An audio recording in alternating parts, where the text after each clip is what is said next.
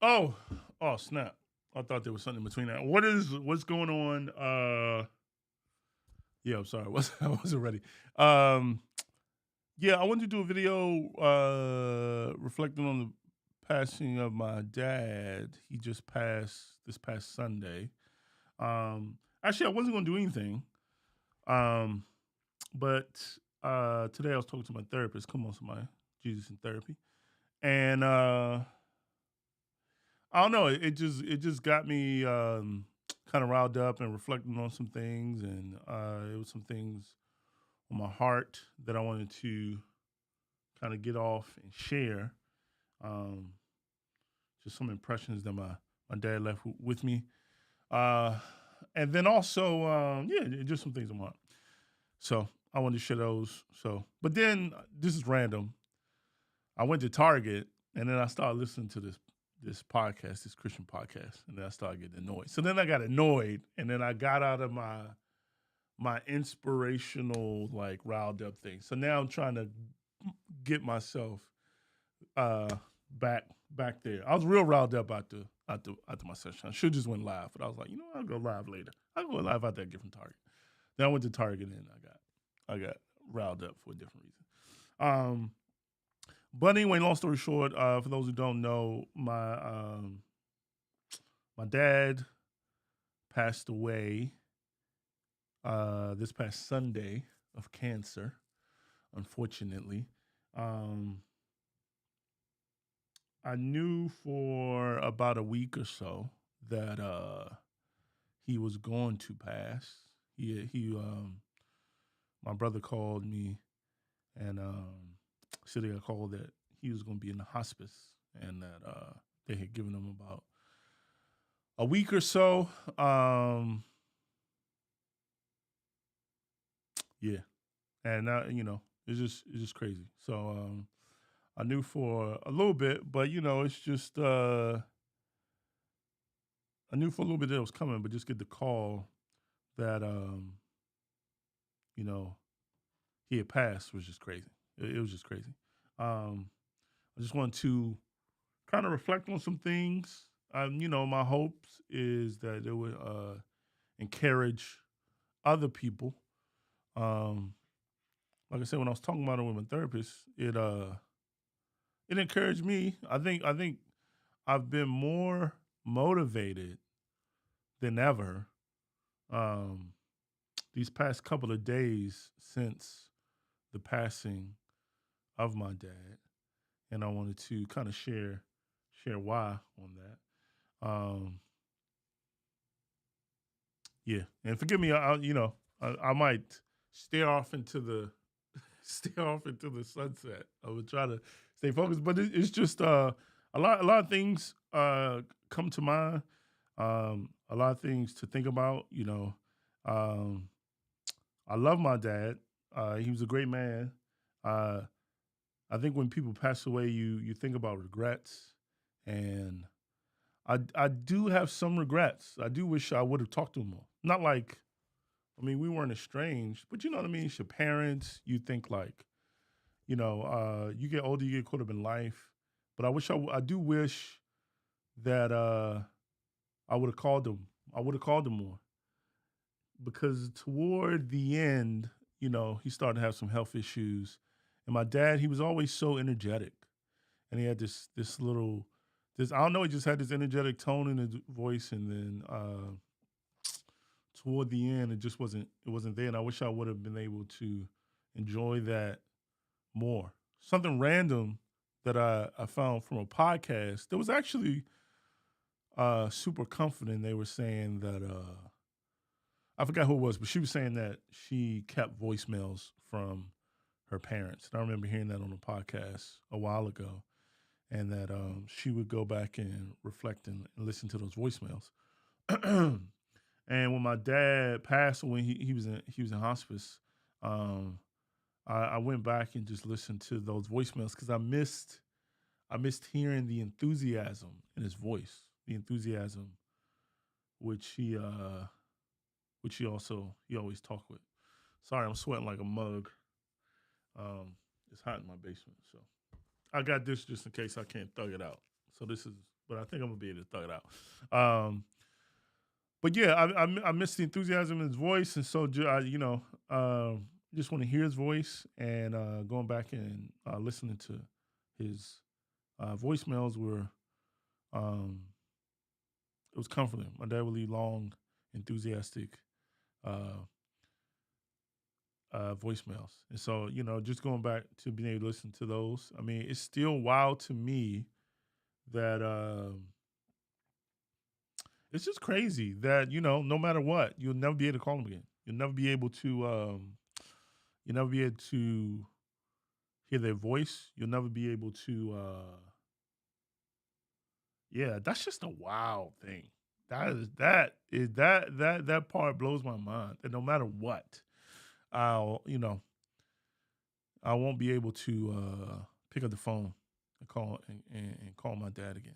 And that made me. And that I'm not a big uh like I'm not a am I a big phone? I'm not a big phone person. I don't think so. Maybe I don't know. Like sometimes I'll call my friends, we'll talk for a while, but I'm not constantly on the phone. But it did make me wish that I would have had a routine, more of a routine of calling them because you take stuff of that for granted. I mean, it's your parents, you're like, man, I'll call them back. Or, I'll call them later. Or you call, out of obligation, like, oh yeah, I need to make sure I don't need to call XYZ. But um it did make me be like, dang, you got to really appreciate people. And that's one of the things I that has brought me a little comfort. I mean, that's brought me comfort and just maybe reflect on, and I just, like to encourage people with is, I don't know where I heard it, but wherever I heard it, it just stuck in my brain.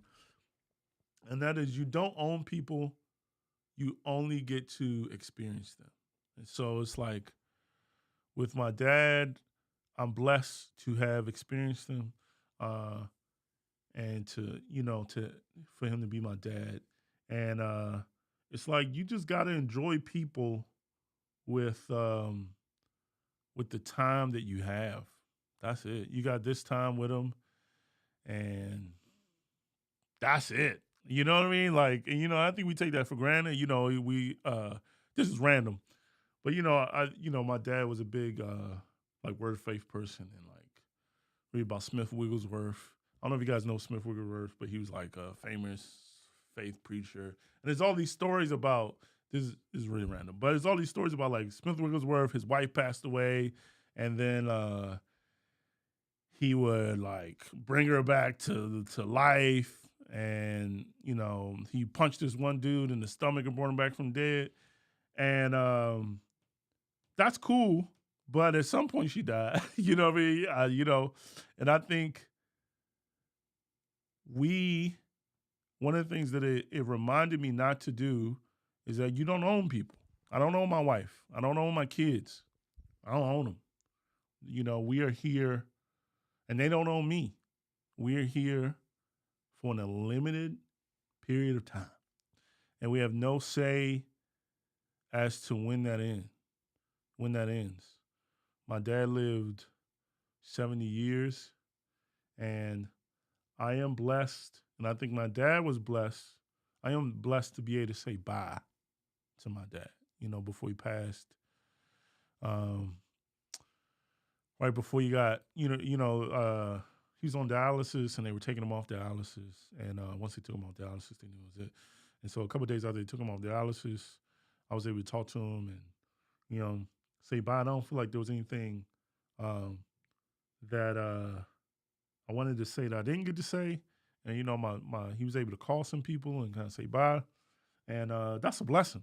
And most people don't get to do that, and that leaves me with some type of peace that I was able to do that. But it does make me reflect on there will be times and there will be people that I love that I'm close to that I won't be able to do that. I won't be able to say bye. That the last time I talk to them will be the last time I talk to them.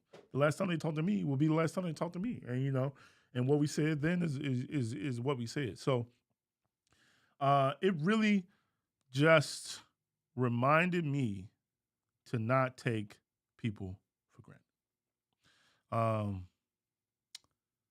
I think to not take people for granted and just appreciate it. You know, I mean, like a lot of times when people pass, they're like, God, why?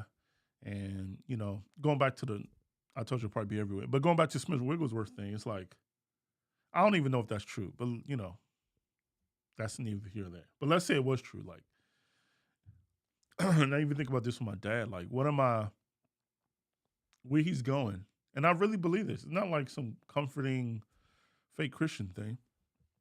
I get like I know how happy my dad is going to be whenever that is, however that works, when he opens his eyes and he is before the throne or wherever it is, wherever that looks like. I know that that's going to bring him tremendous joy. And as much as we miss people, to want to keep them from that for our own, it sounds aggressive, but selfish need of missing them. And you know what I mean? Like, there's no more suffering, there's no more sorrow, there's no more tears when my dad is. It's just, it's a blessing. Dan, what up, bro? I love you too, man. It's none of that. Wherever, where he is at real peace. And that brings me real comfort. And I think, my encouragement is that, as unfortunately, I would call it unfortunate still, unfortunately losing people in life. I know it's difficult, but if they're a believer, where they are, where they're going, where they end up is way better than where they are at. And that is a real thing to rejoice about. I rejoice and like I say, I get sad and sometimes it just blows my mind that I'll never be able to call them again ever. That's wild to me. Um, but I wouldn't want it. I mean, I want to say I wouldn't want it another way, but if I did, it would just be for my own selfishness. My dad is chilling right now. He ain't got to worry about aliens, whatever's going on. Whatever's flying over here, he ain't got to worry about none of that. So it is a blessing. Uh,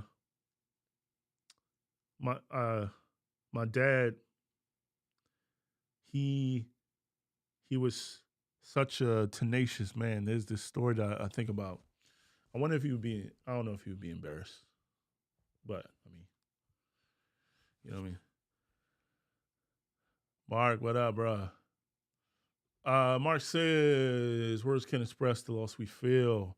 But what I know now that I may not have known before is that we are truly spirit. Facts. We are made in the image of the creator. Oh, hold on, sorry. What am I? Oh, I lost my button. Hold on. What I do with my button now? All right, here we go. Boom. All right, we're made in the image of the creator. Spirit is pure energy. What we know in the Bible and what science even backs up is that energy does not go away. It only transitions. The spirit is omnipresent and always with us. So in reality, we have not lost. We have only lost the physical covering, but we still have the spirit, which is the true man. Absolutely. And I want to say something on that too later, because I think that the realization of like that we are really just a spirit animating the body, really hit me. And it really inspired me. So I'll talk about that in a second. Dadgummit, y'all know I got ADHD. So what the heck was I just talking about? Oh, my dad. Oh yeah. What do you mean embarrassed? I don't know. He's not here, so he can't beat me up. But it's an inspiring story, and I know when he told me he was embarrassed, my dad, during the last year or so, he began to have like some like health issues and different complications, and he had broke his knee. He broke his knee, and he broke his knee, and he did therapy, and he went to, for some reason they had put him in like this kind of it was basically from what he explained to me like old folks home, and it was supposed to be like a rehab. Um, they had like he was in a wheelchair, and yeah, he was in a wheelchair. Anyway, the people there they really didn't care. They really did not care about him. I mean, I want to say I get it, but it's people's lives. I get it. No, a lot of people don't like their 9 to 5. It's just work. But I think when you're working with people's loved ones and relatives, I think you got to find a way to care. You got to do something better. But anyway, um, long story short, they left him. He had to use the bathroom. And he could not go. And he was supposed to get picked up from somewhere, and they left him outside, and he had to wait there for hours for someone to come and pick him up, and they just took their time and they didn't care, and nobody would even take him back inside. Like literally, nobody would help him. Um, it was just they would say it was a liability or only such and such people can come and help you, but they didn't help him, and he ended up like I think like peeing or something on himself.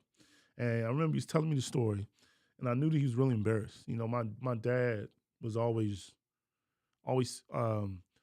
like he had real pride in his appearance. He was slick his hair back. If you had my dad, he always had like this little.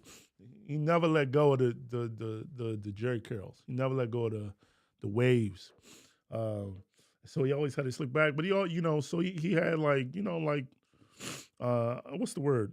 Not like bad pride, but like pride, like esteem himself, try to take care of himself. So I know it's real demeaning for that to happen to him. When he was telling me, he was real upset, and he was like tearing, but I knew it was like a angry tearing, and I just think he had never been treated so insignificantly, like he just did not matter, and they didn't care, and so they took him to this old folks home, and he said, "Son, I remember just feeling like I was gonna die if I didn't get out of there." And he said um, he felt. What did he say? He said something to the effect of he felt the like enthusiasm, like the will to just do anything and live, just like leaving him. It was like the place where he was at. He felt like was just full of people just giving up, and he felt that happening to him. And he was like, I gotta leave. If you know my dad is a passionate dude. That's probably where I get it from. He's always on 10. And so and I remember he told me I don't know how he ended up having this conversation with the lady, but he told one of the nurses there that I have got to leave this place. And she told him, uh, don't worry, Miss Humphrey, you'll get used to it. And he did not like that. And he said, no, you don't understand. I am going to leave this place. I've got to leave this place. And he said the lady looked at him and laughed and was like, Mr. Humphrey, that's what they all say. And he did not like that at all. And doing all his physical therapy, he worked double hard. And shout out to his wife Velma. She worked very hard to advocate on him. And praise God, he got out of there. And I remember him telling me, I think he told me the story in parts. I think he told me that later why he was there. And then he was telling me about them getting out. And I think I asked him about the lady.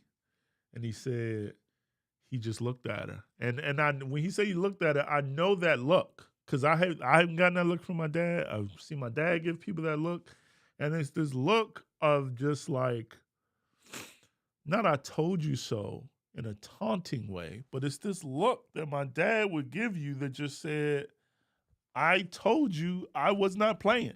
And when he said that, he just looked at her and, I forgot what he said. She even looked down or something. I knew that tenacious that tenaciousness. I knew that look that he gave her. He's been giving the people his whole life, and that is my dad. He didn't stop. If he just wasn't, quitting just was not part of his DNA. You know what I mean? If you told him he wasn't going to be able to do something,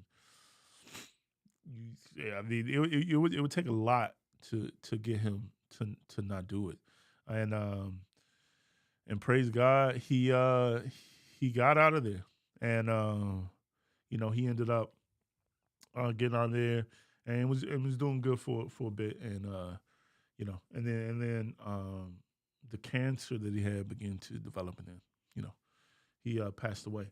I think the other thing that the thing I was talking to my therapist about that got me riled up, and I guess it's a little dark, but if you know me, I got a dark personality, but I mean it is like toward the end of my dad's life, maybe like a week or so ago. um, I know me and my brother were contemplating whether or not we would go down, and he lives in Texas. Um, he lived in Texas, and we were contemplating going down there. And for me, I'm not a big fan of funerals. I don't know. I mean, if you know me, you know me. But that's just it just was not appealing to me personally to get a front row seat of seeing my dad die. You know what I mean? Like, hey, what do you want to do this week? I want to fly thousands of miles, not thousands, but you know what I mean. However far it is, and watch someone I love deteriorate before my eyes. I have great memories of my dad. Excuse me. And I didn't want those memories. I didn't want those images of him passing away to be um, in my brain. You know what I mean? Like I wanted to keep the more vibrant memories that I had. It's tough. It has been tough, and I'm sure a lot of people experience this now. It's tough seeing your parents get older. Like I know sometimes me and Brian would talk, and he would go down there more frequently than I would. And I asked him like, "How's dad?" He was like, "Old." And it was just wild for us to see. Like I'm 37. I remember being in the car when my dad turned 40. Um, I remember his 40th birthday, and to see him, it's just wild to see anybody. It's wild seeing my son, who I was at the hospital. It's wild to see him now as 10 years old, kind of like being all 10-year oldy. And so it's wild to see someone who's always so full of energy get old. So that was you know, that was just wild. So anyway, I went down there last year to see him and surprised him. And yeah, I just did not want to go down there and just see my dad die. It just didn't appeal to me. Uh I'm sorry, my brain's everywhere. Um what the freak was I talking about? Oh yeah, okay, yeah, okay. This is the other thing that expired me. Sorry. We got some coming. Sorry. I'm doing what I hate. Like I sometimes I watch people like do like podcasts and stuff, and then they get it's just a lot be on your brain. They always do these long pauses, and they get distracted. Now I'm doing the same thing, but I don't know. A lot. It's just a lot on your brain. Mark says those rehab centers are the pits. There's a special place in hell for those people who run those rehab centers. They're designed to break people and make you lose hope. My sister, I don't pronounce this, Yumishi, had to break my mom out of. Yeah, I think I mean, and that's something that is like uh, wild. The rehabs centers are, I mean, I'm trying to have empathy for like I get it, you maybe the hires up or something, but I mean, there has to be some type of conversation. I mean, because people's loved ones are there, and it's bad. I know I personally would not want my. I always joke with my mother about putting her home, but if I can, it's the they just don't care. Um, all right, sorry. Let me get through these, and then I'll get back to my dark story. Where's my mouse? All right. The look you call, yeah. Like, listen, going back to when my dad gave the lady that look, he knew that he was gonna get out there and praise God. He got out there shooting what up. B plus, what up, what up, what up? When was the last time I saw him? Last time I saw my dad in person was Thanksgiving last year when I went to go surprise him. But this brings me back to the main point that got me riled up. I didn't want to see him. I didn't want to see him dying like that. Anyone knows me knows I just got a weird thing about death. Like a lot of weird things about death. But, funerals are weird to me. But that's another subject. But anyway, but I didn't want to see him like that. My brother called me on Sunday. I talked to him twice before he passed away. One time I talked to him was extremely tough. I didn't realize at the time he was on morphine. When I talked to him, they had given him all these pain medicines, but he was out of it. He was out of it. And, I realized that was probably one of the last times that I would talk to him. So when I talked to him that time that he was out of it, it freaked me up a lot. It freaked me up heavy because it was just like, again, somebody who's so enthusiastic to be just out of it. I didn't, again at the time I didn't realize he was on morphine. I thought he was just like, he was that far gone. So at that point I was like, all right, that's it. I'm just waiting for the call. But then I found out later he was on medicine, and then I talked to him again. Not this past Saturday, but the Saturday before last. I told him on the phone, and then and that was a lot better conversation. He was more cognizant or whatever, and at the end of the phone call, it was cool. It was good. Then he freaked me up again because he said, "See you later." And when he said, "See you later," it was like, dang.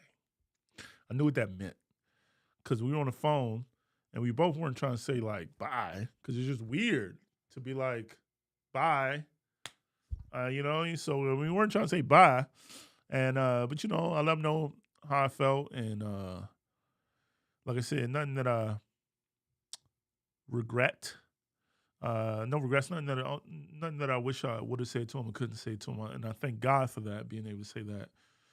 Being able to say everything to him that I wanted to say, because I know a lot of people don't get that opportunity. But yeah, when he said "see you later," that was tough because I just knew what that meant, and that'll be the last time I talked to him. And my brother called me on Sunday and told me that he passed, and I was shocked. I knew that it was coming any day, but it was just wild. And again, this may be dark, but he said that they had sent him some pictures of my dad. I didn't know at the time what the pictures were, and I was kind of hesitant. He said, "Do you want me to send them to you?" I was kind of hesitant to get the pictures because I was like, I really don't want to see my dad too bad. I don't want those images in my head. But I was like, whatever. Send me the pictures. And so he sent me the pictures. He didn't take the pictures. He got the pictures sent to him. But apparently, I guess the pictures were my dad after. I as far as I think, it looks like it was the pictures after he had passed away. So it's like my dad's dead body there. And I had been avoiding trying to see my dad even freaking dying. So I definitely was not enthusiastic about seeing pictures of my dad dead. But it was just wild to see that and to see this man that had so much life, had been so enthusiastic, so full of passion, laying lifeless, like lifeless, a shell, um, and body gone. And when I saw it, it was just like, dang, this is going to happen to us all. Again, my brain goes dark. But it was just a sobering reminder that that fate awaits us all. Is that you live life so long that you start to think you own it. That you start to think you are obligated to the next day. That like you forget, even as Mark mentioned earlier, that you are just a spirit animating the body. And that body could accidentally, end up in a car accident. That body could, I'm getting dark, but fall off a bridge, and then that's it. Once that happens, that your spirit is bodiless, and that, and it just seeing my dad there, and just having the contrast of his energy and his enthusiasm about life, and then seeing him lifeless. It was humbling, and again, in a weird way, inspiring, because it's like, yo, you only got, like, that is a fate that there's happened to us all. And you only got today. Um you only got the time you got now to do as much as you can while you do it. Because at some point, without our choosing, without our consideration, without your opinion, without your your say so, that's gonna be you. And the only thing you have a say in is what you do from now until the time you end up like that. That's it. That's it. That's all you got. That's what you got to say so in, is what you do with now until the time that you end up like that. And you don't know when that'll be. And for me, it just was like it lit a fire in me to do as much as I can while I can. Because one day I won't be able to. And that's it. You got you got the time that you got now. You got the time that you got now with your loved ones. Like, I think about my kids, and it makes me want to spend more time with my kids. Like, as a man, like, there's so much that you want to do, so much that you want to accomplish. And sometimes you say, okay, so I can accomplish this thing, I'm going to temporarily put this other important thing, spending time with my kids, spending time with my wife, spending time with my family, on the side, because I got to grind, or I got to accomplish this thing that may be for them. But it's like, all right, I'm going to put these important thing on the side while I go do this. But you don't know, if you, just being honest, you don't know you don't know when, if you'll make it there. And so it's like, we have to find better balances between those important moments. I don't own my kids. I don't own my kids. My prayer is the same prayer as every parent, that they'll get to bury me. But I don't know. I don't own my kids. I know today. I know I got today with them. I know that they're getting older. Yeah, I know that I'm getting older. So I could keep putting off the time that I spend, the time that I invest with them, because I'm trying to do this XYZ or build up something for them. But it's like, no, man, you better enjoy people, enjoy the experiences. Enjoy what you got now. We just got done doing a Bible study in Ecclesiastes, which has really been, encouraging. And which is, I guess maybe weird to say Ecclesiastes is encouraging, but it is. And it's a sobering book. It's a sobering reminder that, I think about in contrast to Proverbs, like we look at Proverbs um as a book of promises, but it's not. Proverbs is a book of proverbs. Proverbs is a book of knowledge. Proverbs gives you wisdom, like this is how you should operate. But Proverbs is not a promise that if you do X, Y, and Z, you will always be things will always be good. Things will always work out. Ecclesiastes brings a sobering reminder that sometimes you do X, Y, Z, and things still don't work out. So then, what do you do? What is the point?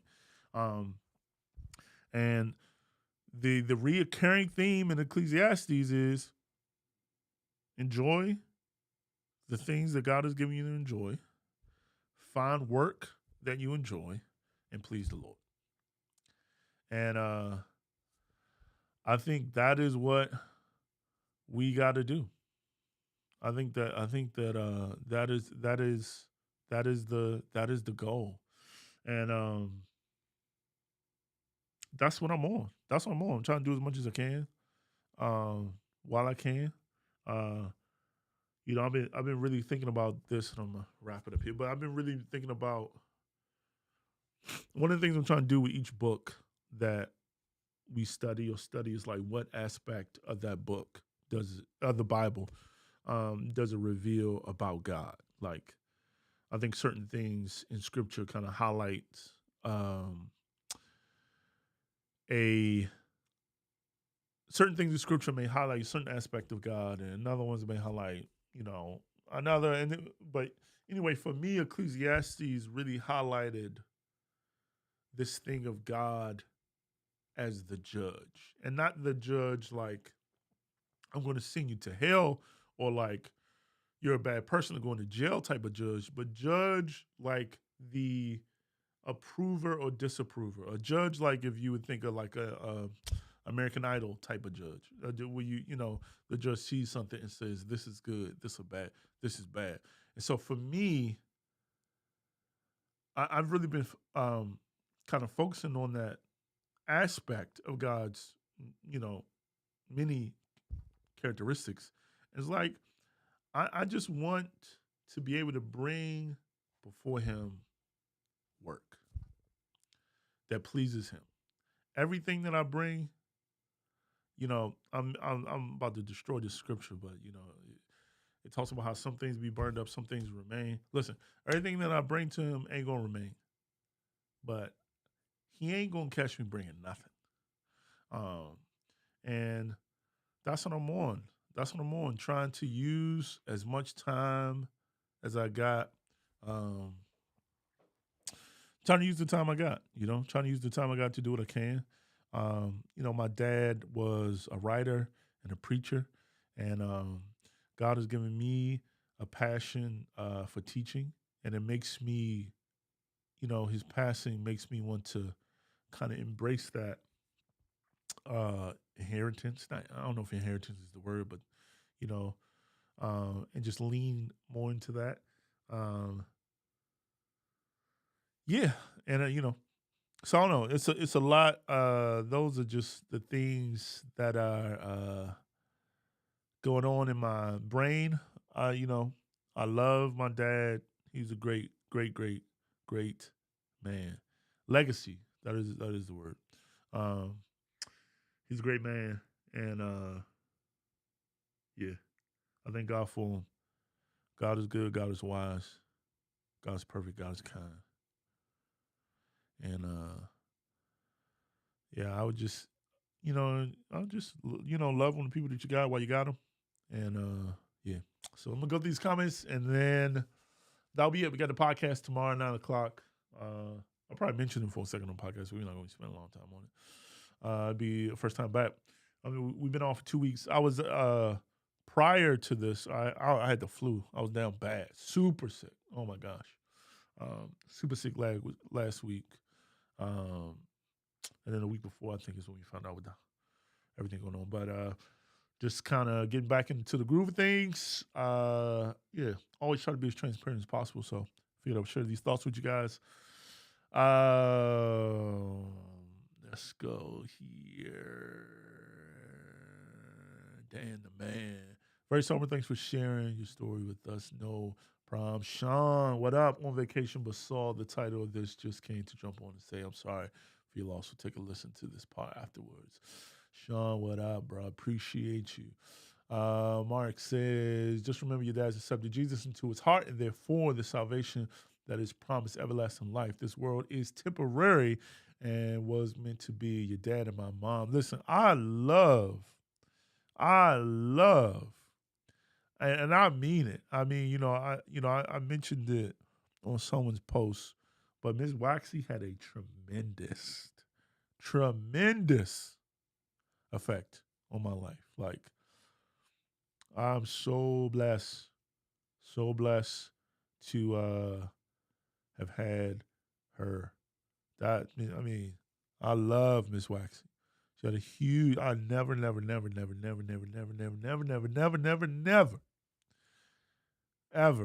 forget Miss Waxy, and she always was wore her culture so proud, representing her culture so well.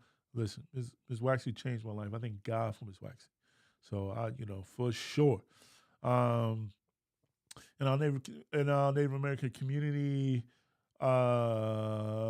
belief there is saying that it is a good day to die. This is not a death wish or invitation for death. Come on, somebody, what's wrong with this thing? This means that we live our lives purely and all is right with God. Wow. And your loved ones, so that if that inevitably happens, we have no regrets. Wow, that's a powerful saying. That's deep. Embrace that legacy. For sure. All right. I appreciate you guys. Make sure you miss nothing here. Love you guys. Thank God for my wife, who's been just amazing and a blessing to me during this time. Yeah, God's good. Podcast tomorrow, 9:00 Bible study. Will be back next Tuesday, going through 1 Peter. Next Tuesday, 7:30. Podcast will be here 9:00 tomorrow. So that is it. Without any further love, appreciate you guys. We are out.